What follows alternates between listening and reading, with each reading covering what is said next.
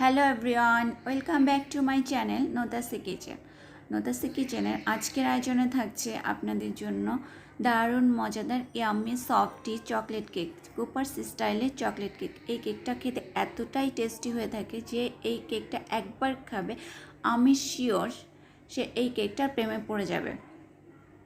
যারা আমার চ্যানেলটাকে সাবস্ক্রাইব করেননি প্লিজ আমার চ্যানেলটাকে সাবস্ক্রাইব করবেন এবং পাশের বেল বাটনে প্রেস করে রাখবেন যাতে আমার নতুন কোনো ভিডিও আপলোড হওয়ার সঙ্গে সঙ্গে আপনার কাছে সবার আগে নোটিফিকেশন চলে যায়।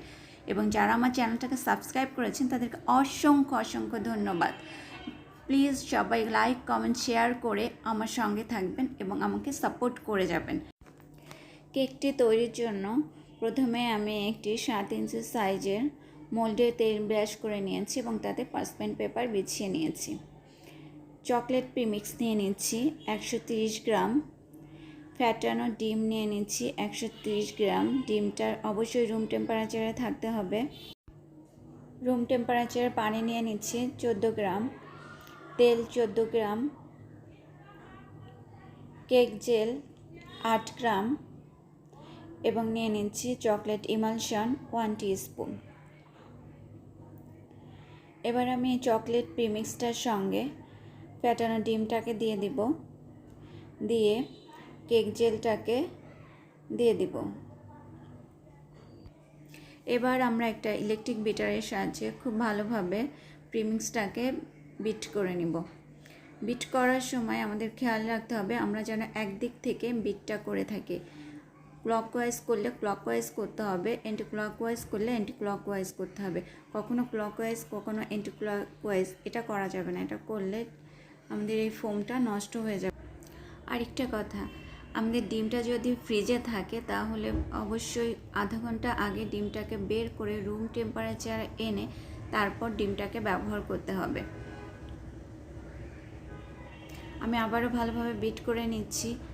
বিট করতে করতে যখন এই পর্যায়ে চলে আসবে, 8 মিনিটের মতো বিট করে নিয়েছি। এই পর্যায়ে আসার পর আমি এখন দিয়ে দেব পানি। পানিটাকে দেওয়ার পর আমি আবারও 1.5 মিনিটের মতো ভালোভাবে বিট করে নিব। 1.5 মিনিট বিট করার পর আমি দিয়ে দিচ্ছি তেল। তেলটাকে দেওয়ার পর আমি আবার 1 মিনিটের মতো বিট করে নিব। তেল দেওয়ার পর আর বেশি সময় বিট করা যাবে না, 1 মিনিটের মতো বিট করলেই হবে। আমাদের টোটাল বিটিং টাইমটা হবে 10 থেকে 11 মিনিট, এর থেকে বেশি বিট করা যাবে না। এই পর্যায়ে আমি দিয়ে দিচ্ছি চকলেট ইমালশন 1 চা চামচ। আমি এখানে রেডম্যানের চকলেট ইমালশনটা ব্যবহার করেছি, আপনারা চাইলে অন্য যে কোনো ব্র্যান্ডের ব্যবহার করতে পারেন। চকলেট ইমালশনটা দেওয়ার পর আমি আবার ভালোভাবে মিশিয়ে নিচ্ছি। আপনারা যদি অন্য কোনো ব্র্যান্ডের ইমালশন ব্যবহার করে থাকেন সেক্ষেত্রে 1/2 চা চামচ দিয়ে নিলেই হবে। চকলেট ইমালশনে একটা ঝাঁজ থাকে, তাই এটা বেশি পরিমাণে দেওয়া যায় না। ব্যাটারটাকে আমি মোল্ডে ঢেলে নিব।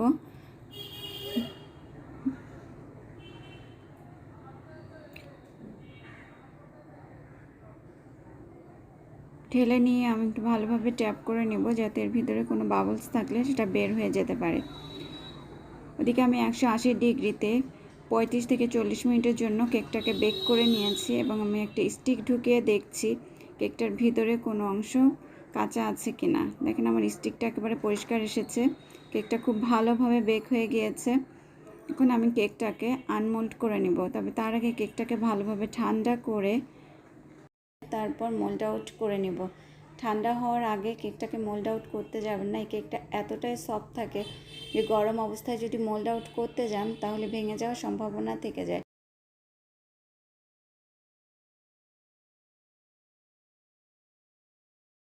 আমি অফ স্ক্রিনে কেকটাকে 2 ভাগে স্লাইস করে নিয়েছি। আমি কেকটাকে স্লাইস করা দেখাচ্ছি না, কারণ কেকটাকে স্লাইস করে দেখাতে গেলে ভিডিওটা অনেক লম্বা হয়ে যাবে।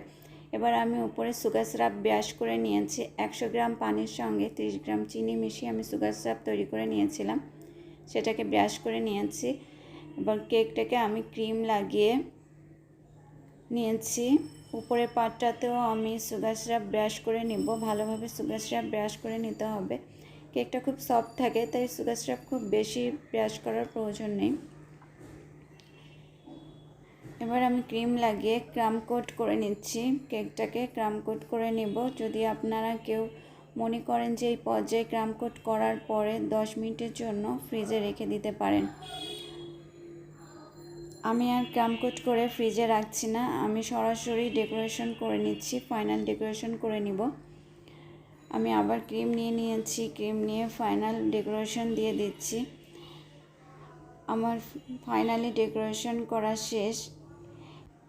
এখন আমি চকলেট গানাশ দিয়ে একটি ব্রাশের সাহায্যে খুব সাধারণভাবে টেনে টেনে একটা ডিজাইন করে দিচ্ছি।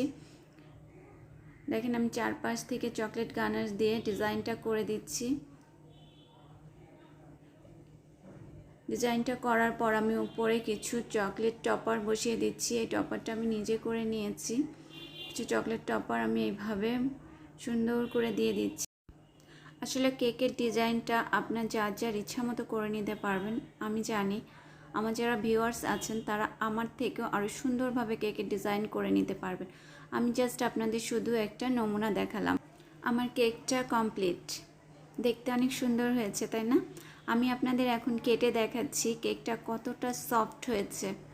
আমি শিওর আপনারা যদি পরিমাণটা ঠিক রেখে বাড়িতে কেকটা তৈরি করেন তাহলে আপনাদের কেক আমার থেকেও আরও অনেক বেশি সফট, ফ্লাফি এবং ইয়াম্মি হবে। সবাই ভালো থাকবেন, সুস্থ থাকবেন।